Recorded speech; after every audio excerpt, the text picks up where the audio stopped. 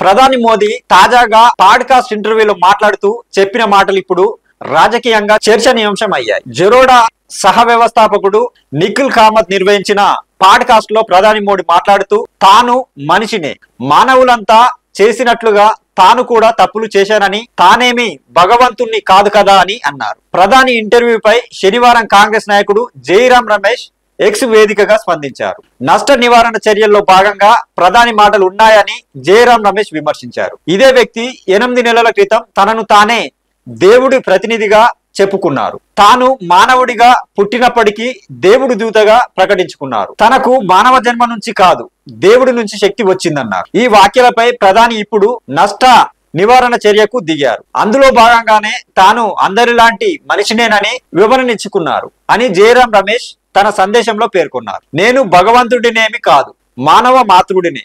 నేను జీవితంలో దురుద్దేశంతో తప్పులు చేయలేదు, అయితే పొరపాట్లు చేసుండొచ్చు అని మోదీ ఇటీవల అన్నారు.